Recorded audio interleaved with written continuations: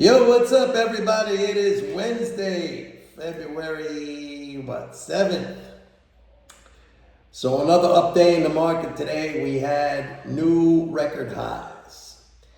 And I've been noticing still a lot of skepticism, a lot of bearish sentiment, people calling for recession this year. And that all may happen, but I would say, as I mentioned yesterday, that the odds of that are extremely low because you would need some kind of policy change, and basically on the fiscal policy front.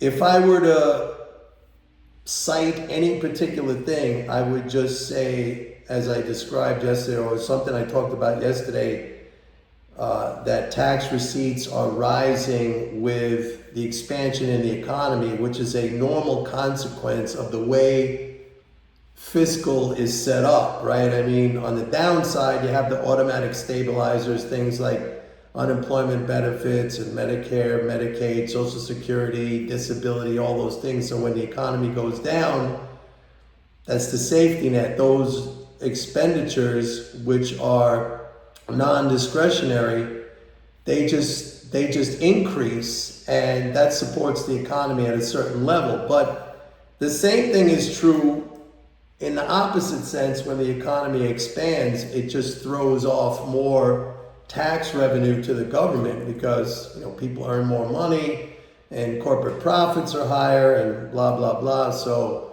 the rate of growth in tax revenue starts to exceed the expansion in the economy, or starts to exceed, let's say, the fiscal flow, and then you end up having a net drain, which is, at least now what we're seeing, very, very small in a year-over-year comparison. It's tiny. It's like 20 billion. 20 billion is a lot, but when you compare it to, a 7 trillion plus leading flow, or a 1.6 trillion deficit, which is what the deficit will end up being at the end of the fiscal year, like a 20 billion reduction in that, it's no big deal. Like if I'm going to use a swimming pool analogy, the water's right up to the top. Last year, it's come down a little tiny bit. You could still dive into the pool. It's no big deal. You're not going to hit your head on the bottom, okay? Now, if it comes down a lot, like it did in 2022 when it came down 1.7 trillion, and I talked about that in a bunch of videos that I made at that time. I said that was just a massive draining of the swimming pool, and you're going to get a recession. And we had 2 quarters of negative GDP growth. And I said at the end of 2021, I said that's going to happen. You had the expiration of a lot of that COVID stimulus, and that was a huge drain. But I want to talk about some of these, bearish prognosticators. One is my good old friend. I've done so many videos about this guy, Tudor Jones, the man with 3 names. Okay, he's back. He's back again, folks, with his prognostications. Remember, this guy was really, really bearish in 2022 and in 2023. You can go back and look at the videos I did about him at the time. But he's saying now, I'm going to read the headline, the U.S. economy is on steroids and big government spending will soon hit the market. Legendary investor Tudor Jones says, the man with 3 names. Why do you need 3 names? All right.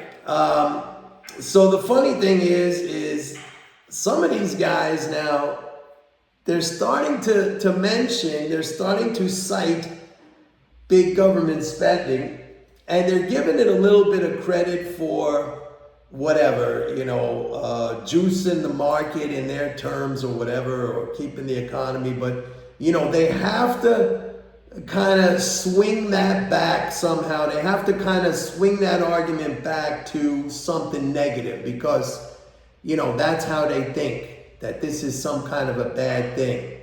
When in fact, this government spending, as I tell you all the time, this is the first derivative. This is the leading flow. Everything else derives off of that, including bank loans and everything else in the economy derives off of that. But they don't get that. They don't see that. So for them, it's like, it's going to happen sooner or later, this big government spending. And then, of course, what do they transition to the debt, right? We've been hearing a lot about that. And, it makes me a little nervous, not because Tudor Jones said it, but you had, for example, Jerome Powell, who did that 60 Minutes interview on last Sunday night, when he said, now it's time that we have to sit down and have an adult discussion about the debt, which he says is unsustainable. And by the way, those were the same words that were used by Janet Yellen when she was Fed chair. Okay, she would, and I think she's still saying that as Treasury Secretary. So the person who really needs the adult conversation in all of this is Jerome Powell or Janet Yellen or these people who continuously cite the so-called debt as something ominous, which will eventually bring down the economy, not understanding, as I've explained here so many times, and it's not just me. You don't have to say, oh, well, because Mike Norman said it, it's real. No. This is economics. This is the correct understanding of the monetary system. It's the correct understanding of sovereign money, of a sovereign currency issuing nation like the United States is. That is not a debt in the classic sense of what we think of as debt as an individual or a household. The only liability the government has in that situation when it spends is that it accepts its currency as the payment of taxes. It says it right there on a dollar bill. This is legal tender for all debts, public and private. And I've said in the past, the important word in that statement is the public part, where the government, it promises you, and that's what a debt is. It's a promise, right? The government promises you, its liability to you is that it will accept its currency for the settlement of taxes. And insofar as that, 32 trillion or 34 trillion, whatever they freak out about and they talk about every week, it seems, that is the total amount of untaxed dollars that reside in the accounts of the non-government sector. Us, people in the United States, the rest of the world, those are $32 trillion that we own, not that we owe. The non-government sector holds those dollars as part of its total asset holdings, okay? And so to pay it back is merely when those government securities mature, they convert back into cash, and that's just a simple bookkeeping entry by the Federal Reserve, which debits a security. The Federal Reserve has two different accounts, just like your bank can offer you a checking account and a savings account. The Federal Reserve has a securities account where they keep track of, government securities that are outstanding, and then they have a reserve account, which is basically a cash account, cash at banks. And when those securities mature, it's just a bookkeeping entry that they debit the securities account, they credit the reserve account. It's exactly the same. You call up your bank, you say, hello, Mr. Banker, I'd like to now move my money from my savings account to my checking account. Boom, done. You don't even have to call your banker anymore. You can do it on an app, your bank's website, whatever. I'm sure anyone who has a savings account and moves money back and forth, it's as simple as that, okay? But these people are under this understand. And by the way, this whole mania about the debt. I mean, this has been going on for as long as I have been involved in the financial markets and economics, which, it goes back to 1979. So what's that? That's 45 years, folks. And I remember with Reagan ran it up to a whopping 800 billion. Okay, now it's 32 trillion. But I even remember at that time, like, oh, how are we going to deal with this? And then it went to 1 trillion, and then it went to 6 trillion. All along the way, we've heard these stories of impending doom and apocalypse that is going to come from this debt. And it persists today. And of course, I can understand now with this, it's a big number, so it freaks everybody out.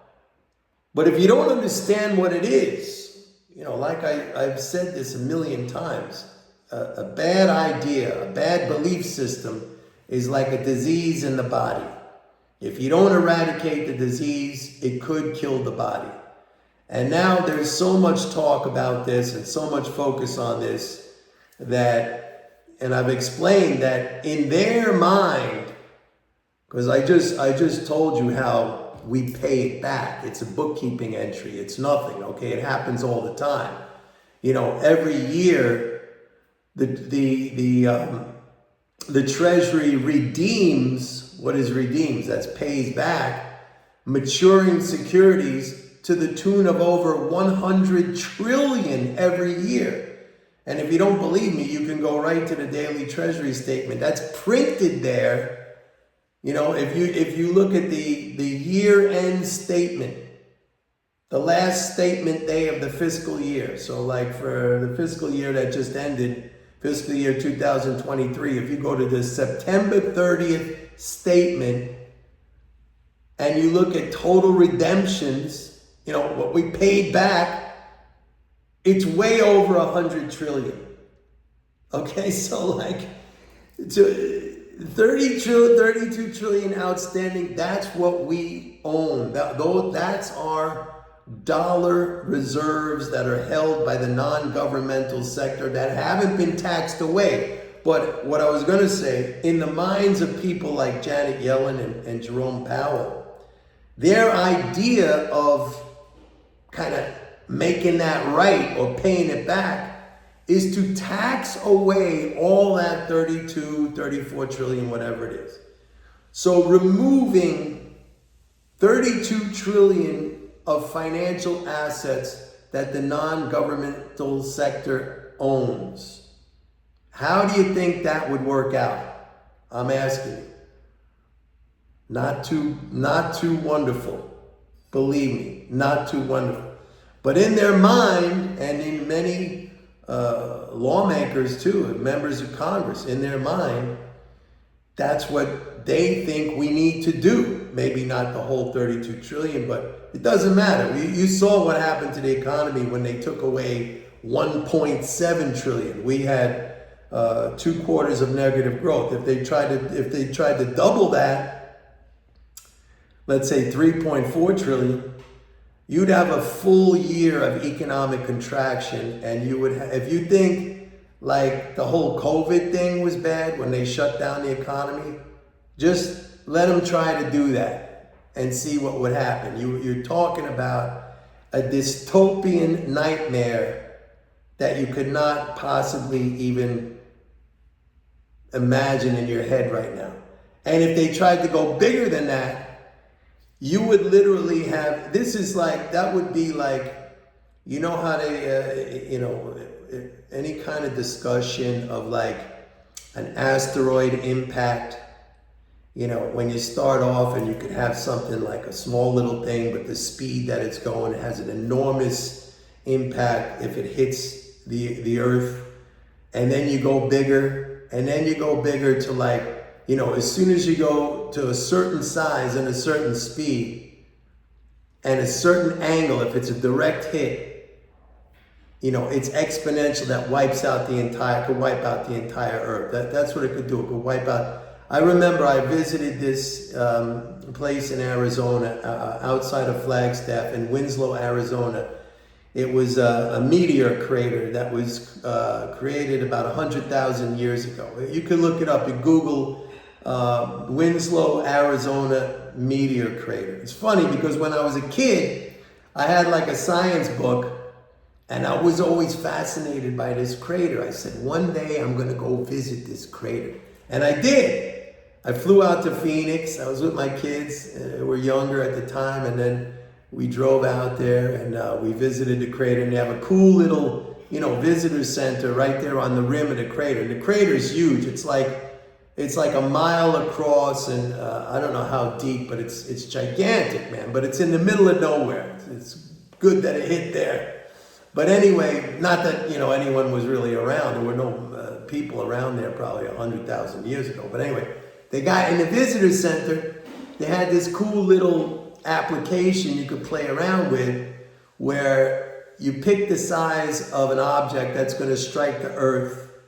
You pick its mass, you pick its speed, and you pick its angle, the angle that it hits. Because like if it hits at a glancing blow, it's not that bad. If it hits more direct, it could be bad. If it hits really direct, with the right mass and the right speed, the earth is gone.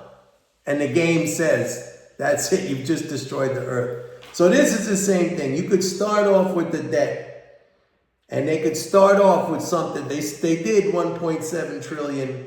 We had 2 quarters. So we get a little bit of an idea what this is all about. They sucked out 1.7 trillion in 2022, okay? We had half a year of a contraction in the economy. That's 1.7 trillion, okay? We got 20 times more of this so-called debt that they want to take away. Do 3.4 trillion, you would have a year. That's like a bigger asteroid hitting, maybe at a slightly faster velocity, all right? Then maybe go up to 6.8 or 7 trillion.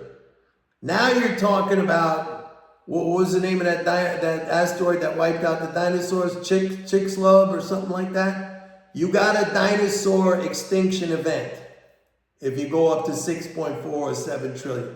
You go beyond that, you come very close to an end of Earth event, which I would say equates to an end of economy event in the United States for generations. And this is what our fearless leader, chairman of the Federal Reserve and Treasury Secretary and all these people, Robert Rubin, this dude, 3 named Paul Tudor Jones, all going out and talking about. I mean, that would literally kind of be the same thing as saying you got eminent scientists at the highest level of their profession going out on TV or in the media and saying, we need an asteroid at least 3 or 4 times, maybe 10 times bigger than Chicxulub, the one that wiped out the dinosaurs, to hit Earth, because that would make the climate good again. That would make we need that. We need that. That's how ridiculous this is. Okay? That is literally how ridiculous this is. And they just do that. And they believe what they're saying is true. There's never any, I wonder why over the last 45 years, I just told you, I've been listening to this crap for 45 years. I wonder why over the last 45 years in this exponential, like if you look at the growth of the so-called debt, which again, it's not, it's non-tax dollars. If you look at the growth of that, you say, that's exponential. We've been hearing about this apocalyptic event that's going to happen. It's going to destroy the economy. Paul Tudor Jones is saying it. Jerome Powell is saying it. Janet Yellen is saying it. Every member of Congress, with the exception of maybe 1 or 2, are saying it. You would think, why hasn't it happened yet? Why hasn't there even been a hiccup? I don't know. Maybe they think of it like, I'm out here in California, they're always saying like the big one is going to happen. That's That's more realistic. I mean, that is something that science says eventually. I mean, but this belief, this claim, this prognostication, this prediction is mired in a total and complete lack of understanding of how the monetary system functions. And really what it boils down to is not understanding the distinction between a currency issuing sovereign nation where its liabilities are denominated in its own money and a country where they borrow in foreign currency, or they have debts denominated in foreign currency, or they're on some kind of a fixed exchange regime like a gold standard or fixed exchange rate, something like that. But that doesn't apply to us in the United States. But that's it. I'm a little bit worried about this, not to the extent where I think, hey, something's going to happen tomorrow or next week. I mean, this would emanate from some kind of policy change that would have to come from lawmakers, from Congress, and it would have to be signed by the president. Like, you would literally have to have Congress say, we're going to eliminate Social Security and Medicare and Medicaid as a starter. I mean, right there, those three things, you're talking about close to $4 trillion. So as a starter, they would have to completely, or they would have to raise taxes by that amount to quote unquote pay for those programs. That's a starter. That's not a Chicxulub asteroid event, but that would be double that. You're talking about a year in economic contraction and the kind of economic calamity that would result from that. That's small, okay? So think about that, because that's what these people are talking about. And literally, when they come on here, and people like Jones, and it's no surprise to me that in 2023, Paul Tudor Jones, which, okay, the guy's a billionaire, but I've explained many, many times how these hedge fund guys become billionaires. Like, if you're managing, $10 billion, which is a small hedge fund, and you get a 2% management fee, no matter what happens, okay, that's $200 million a year, and you get 20% of the profits. All right, let's say you make, I don't know, now you can make a 5% return just if you put your money like basically in cash, because that's the interest rate. So 5% return is what? That's 500 million. You're making another 100 million off of that. So you're making 300 million a year. In 3 years, you're a billionaire doing basically nothing, okay? And these guys are managing a lot more than 10 billion. So they're billionaires based on that. Not that they're smart. And what I was going to say is this guy, PTJ, half his money went away last year. People just pulled out of his fund because he was like bearish the whole entire time, with the same arguments that he's using right now. Hasn't changed his mind, hasn't changed his view. Same thing, one day it's going to happen, one day it's going to happen. How do you manage people's money like that? You need to show results, don't you? I don't know. Anyway, that's it for today, folks. Don't forget, go to my website. I teach all this stuff. If you're, if you're one of my subscribers and people ask me questions, I explain it. All right, see you tomorrow. Bye.